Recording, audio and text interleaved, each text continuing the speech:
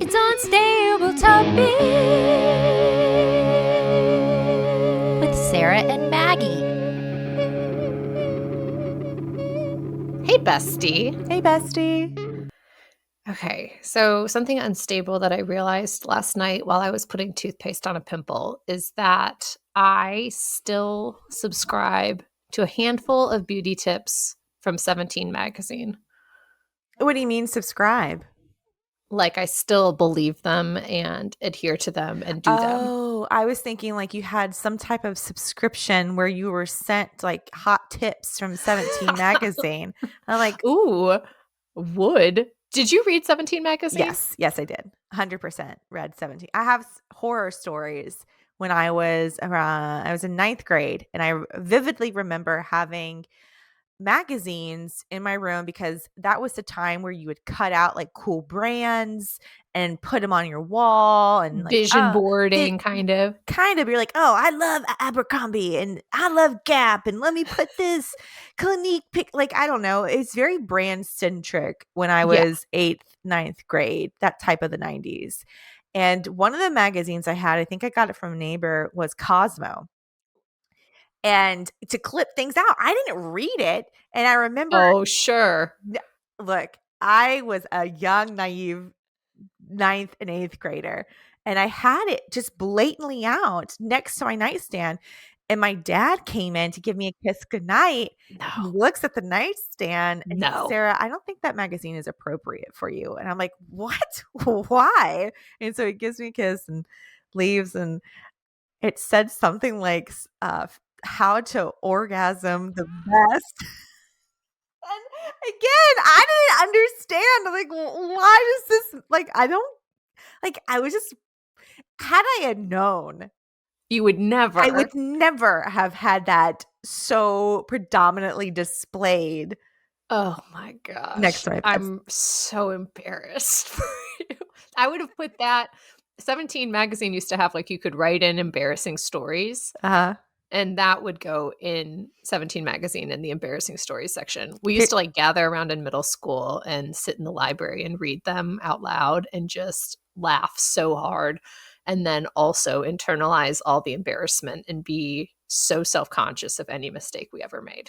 You That know, was middle school. You know? There needs to be like a 17 plus 30 years or 20 years magazine. So like for us, for our generation that lived, like I don't want to read Glamour. I want to read 17 plus yada yada 20. years, plus 20 years. Yeah. I want to read 37. That. Yeah, I would read 37. Or 40. I would too, because I feel like it was so lighthearted. Honestly, like the toothpaste on pimples technique was from Mary-Kate and Ashley, written about in 17 magazine, I believe. Mm-hmm. And it works pretty good. You know, like those sorts of tips are just tried and true. What other tips do you still follow? What other things did you learn from 17? Shave your legs with hair conditioner. Hair conditioner? Yeah, like conditioner for your hair. Yeah. Sorry. For some reason, when you said hair conditioner. I know. As I said that, I was like, well, you could just say conditioner. But then I was like, what if she thinks it's like car conditioner or something? I've just never heard it called hair conditioner. Well, the kind of conditioner you put on your hair, put it on your legs. I remember hearing that too. Yeah. I don't do it. I never have. No. I have, though. I do it still. But this is kind of like just thinking about flying through middle school. Wait, is this a transition? It is. Was that a smooth one? It was so good. The time has just flown past, which brings me to my fact. Sarah, are you ready for your fact? I am so ready. Commercial airplanes are equipped with 2 engines, but designed to be able to fly using only one. And due to something called glide ratio, most planes can fly for a pretty significant amount of time without any engines at all. Okay, sidebar. You texted me last night and said, like, you got, what were the words you said? Something like a doozies. I got doozies of facts for you or something like. I think I said unhinged. My facts and reacts are a little unhinged. You know, I'm scraping. We're only, what episode is this? This is episode 49. 49. So we're almost 50 episodes in, plus all those mini episodes we did before we started the podcast. And I am scraping the barrel of the internet. Well, you know that I am terrified of flying for some reason. Like this is something I feel like a thing about me that I've picked up from somebody else. I know we talked about this once, like cues and social norms you pick up from somebody else. I met somebody working who was terrified of flying, and I'm like, oh, I should be terrified of flying too. So now knowing that there are two engines, which we all knew, I think, from just looking at an airplane and Right. realizing they're just designed to use one, Yeah, which it's actually kind of comforting. Like it is. with one engine gone, we still have a survival rate, you And know? even if both engines, if you are 17,000 feet in the air and both engines go out, the plane is designed to glide slowly toward the Mm, ground, I which don't. is also comforting because it's like they've thought about it, you know? Yeah. So that gliding part, I don't believe because of all the plane crashes that happen, you know? Yeah. I mean, there aren't too many plane crashes. You know, there are big ones, but there aren't like a lot of plane crashes. Right? I Right? don't have that fact in front of me. I don't. I'm not a human Google. I know. I looked this up because I'm about to fly with all three of my kids. And And your Kyle mother. and my mother. And Kyle will not be joining us for the first leg of this trip. And so I was like, my kids are so excited to fly. And I was like, yeah, I'm glad you're excited to fly. I better look up some facts about planes. It's going to be an adventure. Mhm. Uh, I have no tips because I've only flown with Walter once, and that was when he was 3, I think. I And don't it was even. 2 on 1. You had Yeah, and I had 2 and you 1. outnumbered the children in that situation. Yes, but as they get older, they're a little bit easier to wrangle in. Like Hmm. Walter being 5, like we're in public spaces. I'm not chasing him down. But Yeah, Annie, if I yeah. was like, there would be it would Annie would be a challenge to have in the airport. The trick is something that I've realized about having 3 is even if the 2 older ones aren't running around, if the younger one starts to run around, you still have to wrangle the older 2 to chase the younger one. Because what am I going to do? Like leave 2 kids at McDonald's while I chase a third one into the parking lot? No, I got to get all of them. You know, we got to all go run through the airport like a bunch of crazies. Anyways, speaking of running around, Mhm. are you ready to react? Let's do it. Planes can fly with 1 to no engines. What is a time that you ran on very few fumes? Every day. I mean, some days I feel better than others, but yesterday I got really tired. I feel as if my fumes are strongest in the morning, right? I wake up, I'm usually ready to go with very little boosting needed. I'm on 2 full engines. You're a morning I am person. a morning person because I know once the day gets going, my brain gets muddled with Mhm. life that happens throughout the day. I probably drop an engine around 3. I'm still going. I'm still Yeah. doing my job. I'm down an engine. So I'm Yes. not as like efficient probably with my Mhm. time. Mhm. But I'm making it happen. You get me at 5:30 any day. I'm gliding. I am gliding until 7 o'clock where I can land safely. You're just coasting to your bed. I'm coasting. And then you know what's awful is 7 o'clock, 7:30 comes, like it's my engines start back up. They're like, let's Vroom get vroom. vroom vroom. Oh, we rested for a full 30 minutes. That's all we needed. Just kidding. You thought we were out for the count, but we are back, baby. What about you? I was thinking, and Kyle and I were laughing about the other day. I was like, "Do you remember when we used to drink Red Bulls before shows?" Oh my And he gosh. And and what he about was like, what about those? "No."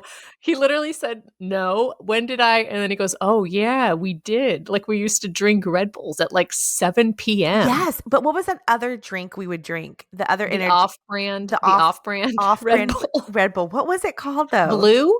Was it blue? I don't No. remember. But yeah, I was going hard on those Red Bulls at like 7, 8 o'clock at night. This was a different time. Why did we do that? Why did we not appreciate what we had? because we wanted wings. Jack be nimble, Jack be quick, Jack be a celebrity the gals can think of quick. It's time for You Don't Know Jack, where Sarah and Maggie share some facts about a celebrity named Jack and try to guess who it is. Okay, Maggie. This Jack is also known as the Pumpkin King. He's in charge of Halloween's town Halloween celebration. He is loved, respected, and even idolized by the other residents for his role. However, his selfish decisions led to the near destruction of Christmas and himself. Who is this Jack? It's a Nightmare Before Christmas, Jack. What is his last name? Jack be nimble, Jack be quick, Jack loves Halloween. Halloween, Halloween, this is Halloween, Halloween, Halloween. That doesn't get you any extra points. Name that Jack. Jack. Jack. What is he? What is he? What is he? What is Jack? He's a Jack. He's like a skeleton with a pumpkin head. Jack No. Bones. Jack Skeleton. Yeah, finish talking. That's it. Jack Skeleton? Jack Skeleton. That's his last name? That's his last name. It's actually Really? It's actually Skellington. Oh, Skellington. But it's close enough. I was enjoying you telling me other possible last names for Jack. But yeah. I was thinking it had to be like a Jack O'Lantern, but I was like, it's not Jack O'Lantern. That would have been too obvious. I gotta tell you, that movie, I don't think I saw it. I always was kind of spooked by it. My kids watched it. Love that movie. They love it. They love it so much. It is spooky, but it's a good one. I have come around to it. Kyle played it for them, which I was surprised because one day I came home and they were just watching it and I was like, what is this scary movie everyone's watching? But then I sat down and really enjoyed the story of, don't culturally appropriate from other holidays. And I get turned off when the boogeyman comes. He's spooky. He's spooky. He's scary. As a child, I really liked the first 2/3 of the movie. I could do without the last third. My big question follow-up, I know we've guessed the Jack, named the Jack.